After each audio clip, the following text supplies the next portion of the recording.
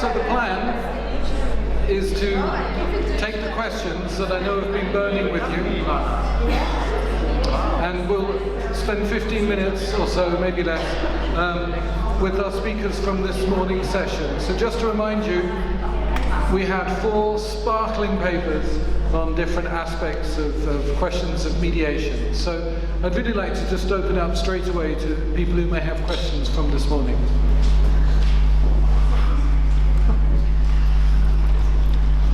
We're all in that very relaxed post-lunch mode, right? Yeah. Okay, I'm going to kick off. I was very struck in all of your papers that there were some brief but insightful references, I suppose, to thinking about audience. And I wondered if we could just reflect a little bit more on that. So I think about audience in a wide sense, so maybe readers. And Roddy, there was a kind of hint of talking, understanding Artpool in that earlier phase, pre-archiving as a sort of participatory project in some ways. So I wondered if you could help us think a little bit about audience. And then particularly what I'm interested in is if we see some of the dynamic history in these archives as to do with the way that they engaged audience in their first life. Do you have thoughts about how they continue to have that dynamic engagement? And I was struck, Meghan, by your comment at the end that was really talking about a kind of fossilization of the archive. So would you mind kicking off for us? Well, actually, the end of my talk came out of a situation that has nothing to do with these materials that I was talking about, but in another research project, trying to access materials, and I work so much on material culture, seeing the objects themselves is really important, and I'm noticing there's a trend as things are becoming digitized, that certain collections much prefer to send you the digital files of their photographs or digitizations of things than give you access to the archive when you do have the ability to make even when you do have the ability to make the trip. This is not the case with the Sloop, I want to make that clear, but it just had me thinking beyond a theoretical level of this idea of limits that digitization can inscribe by sort of removing the sense of a need of having access to the physical collections. And in my case, I have research funding and support to travel to these things, but I'm also thinking about local publics who live in these places and have a potentially direct access to certain collections, that it's really important to keep those collections open within, again, like with considering from a conservation aspect and such, to do that in a reasonable and safe way for the objects, but to make sure that there's direct community engagement alongside digitization projects. Thank you. Mm-hmm. Could I invite the others if you have thoughts about audience? Audience is, that's why we do radio, I would say. No, there's always one listener next to yourself. I'm sure about that. You're never alone while listening to radio. There's at least one more person listening to the same thing, which is a great thought because you're never alone. And also it opens up a certain space of experience. And it's maybe also very special that you not even know how many people are listening. Although with the internet you always can trace who from where, stayed how long, click, and so on. Clicking time and staying time. And I think that's also one of the magics of good old radio, that you are never alone, but you never know how many people are there. But Agustina, you were really talking about also a desire not to be known, right? A kind of invisibility.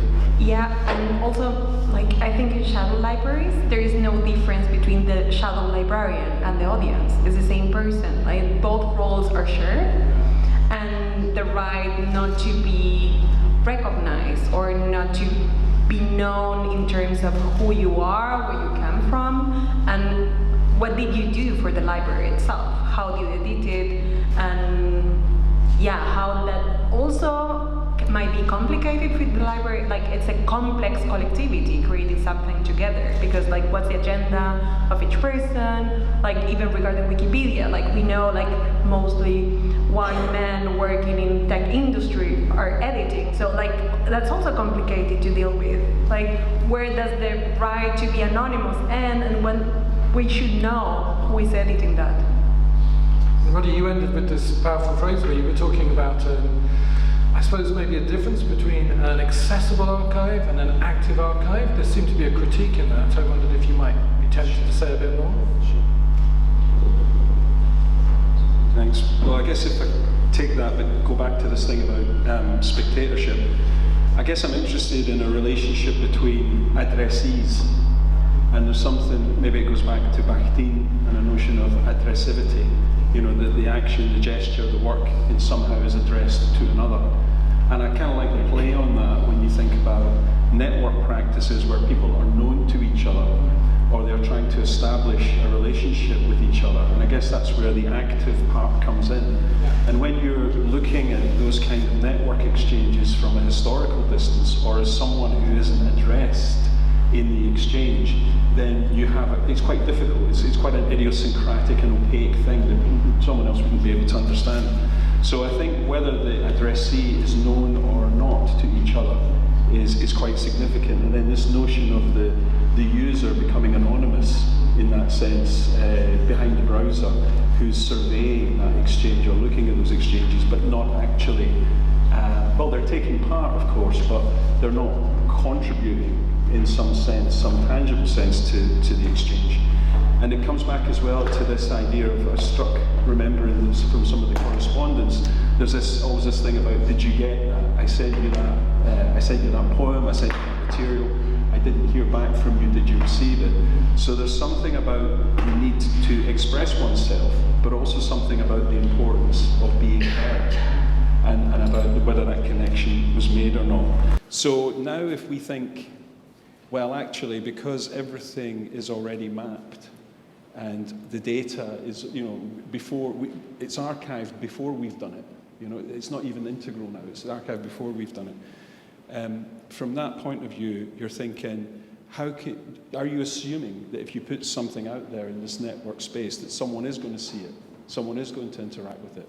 So from my own experience of doing a project, a web project over a period of 2 years, I used Google Analytics to track this, and I can tell you the number of people and where they were and so on. That's if they're real. Many of these will be artificial intelligence bots, you know. So I think nowadays it's become a really complex question about addressing each other and about participation and active, and where you're caught within that matrix somehow. So it's a really complex issue. Judit, would you add anything? I just had a little thought. While we were doing this whole research, it just struck, I think, in my mind that when all the mail art, the correspondence and the connection happened in an analog way, like before the digital access, I seem to sense a real thinking about who will be the correspondent and actually directing it to specific communities, to people who you wanted to connect with. So those definitely were definable audiences, in a sense, who you wanted to talk to and who you wanted response back from. And I think the moment when these things get digitized, like on the website, suddenly it becomes a one-to-many conversation where you put the information up, but it doesn't really target any specific people. So it becomes it makes the information accessible immediately. That's a really good thing about it. But it doesn't have that dynamic and that activity that what happened with the physical archive and the analog forms of correspondence. So I think there's a different thing. It's almost like by having access to digitization, you become unconsciously sort of a bit lazier with thinking about your audience, because you put it up and you think it's accessible to everybody. But it just reminds me to Bea's question yesterday when she said, but that's one thing that you make something accessible, and there's another thing is something actually becomes actively known, and you can't control that. Agustina, you were talking about people passing drives over. So there's the digital becoming palpable and analog again, but maybe also a sense of gift and responsibility or debt or something as well. Even like digital files have their materiality. When you digitize a book, you have the marks of the person who did that. Like you realize which scanner they use. Like we forget about those things. And obviously we lose the paper, like the finish. But also there is this kind of understanding who did the work, in which circumstances. And I think that's also important to understand the archive.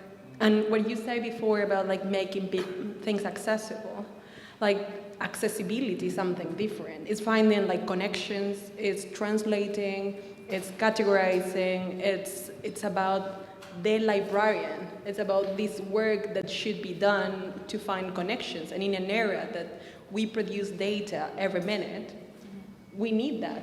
Like if not, it's only like metadata created by tech companies that it's all standardized couldn't find like what you want to find. So that's the kind of politics of archiving for the future, right?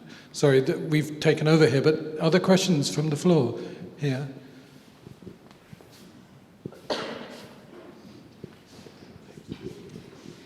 Yeah, I'm at the moment working with my own archive for internet. And then there comes this question that, okay, I can have the site myself there, but when I'm gone, what happens to the site? And when the new formats come, who can I manage to make it updated? So then comes this question, you know, it would be fantastic if we would have like a UbuWeb type of thing for the performance art, where we would have international site for this kind of art. But as far we don't have, I mean, there must be kind of funding that it stays. So then comes this question that, okay, when I die, when you die, and so who takes care? Because it's not, you know, if it's not under the, let's say, Contemporary Art Museum or some, you know, state-run system, or you know, so what happens? This is my question. Do we have answers? You've got an observation.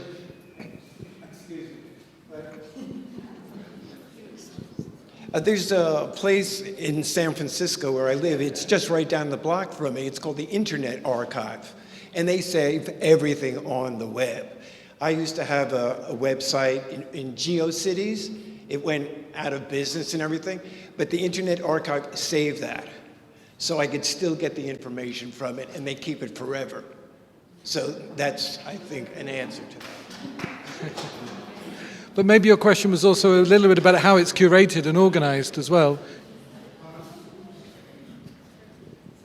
Hello, thanks to everyone. I wanted to perhaps go back to Agustina's concept of undercommons and the shadow and apply it on perhaps everyone.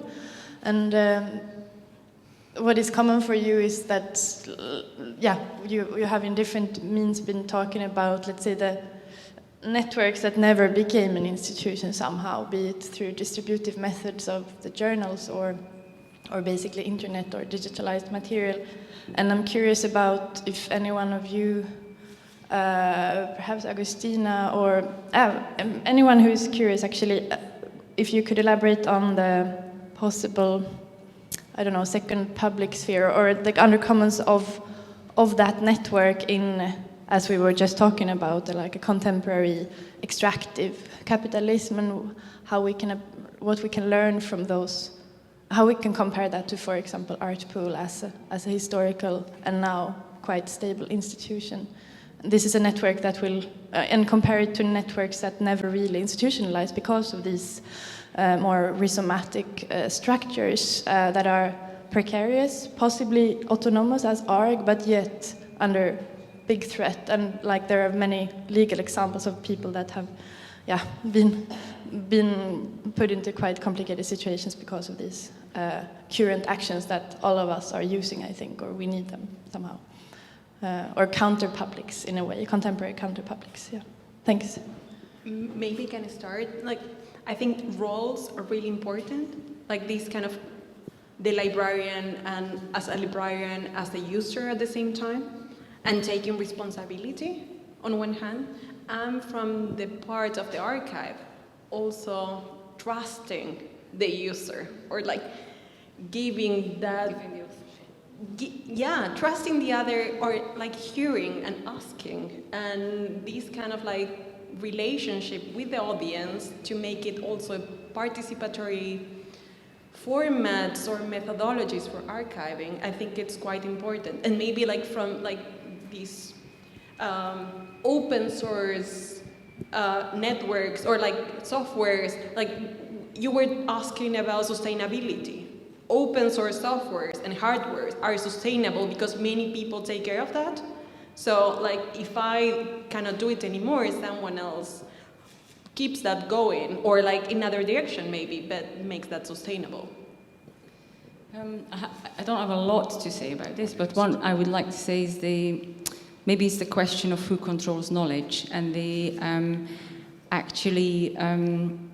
people who might have created these undercommons in the first place, having trust in other people to taking care of these things once they're gone, and how and actually be okay with that, instead of actually trying to control that in a linear way. Because most of these undercommons or countercultural things come out of actually being or wanting to disrupt the linearity.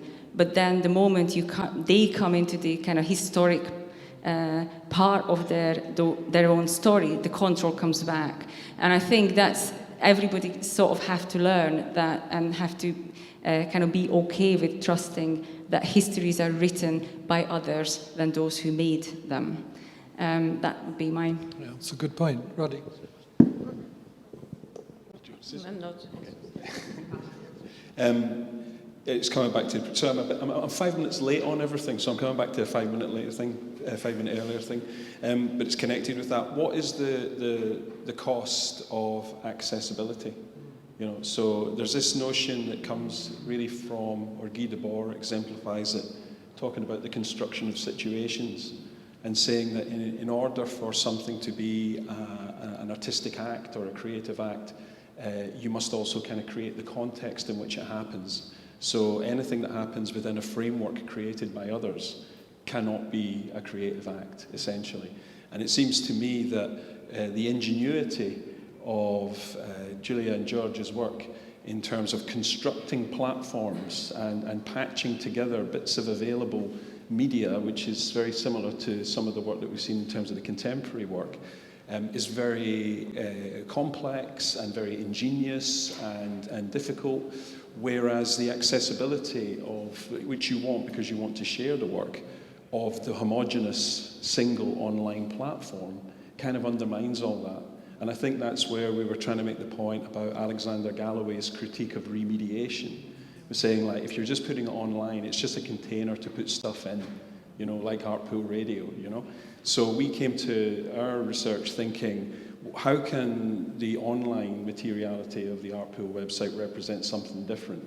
And so far we found that it actually probably doesn't. And the heterogeneity of the archive itself is probably the thing that's more kind of ingenious in that respect. So that's the second public sphere and so on. If it's on a established platform, then it's already mapped and the data's there. If you're taking far more innovative approaches, you're creating autonomous platforms. But then the question is, how do you build a community around? What's the limits of engagement with an autonomous platform? And in the course of time, I have seen many non-commercial open source platforms where lots of content was on disappearing because that one person was just one person, and the other one, maybe it was two, disappeared, and then the hard disk crashed, just simple, no backup, everything gone. Everybody else who trusted in the system totally destroyed. So I think it's good to trust in non-commercial and open source platforms, but they really have to be networked. Because if it is only one singular column, then it's, and I've seen many of them just gone with the wind. So, Thank you. So I think a combination out of autonomous and somehow networked, institutionalized in combination would be the best. But I think we're towards the end, but maybe we'll take one more question. Is that okay?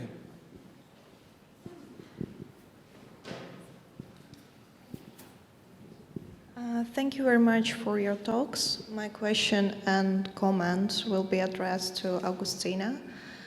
So I'm thinking about your concept of shadow library and the notion accessibility, if you perceive it as a crucial element, is a bit problematic for me because I'm familiar with other sites, which is also shadow libraries in some sense, sharing content, secondary literature on the terms of this limited accessibility when you have to, firstly, to apply for being registered in the site, then you have to finish sometimes kind of ridiculous questionnaire, and then the moderators are deciding whether you could use this site or not.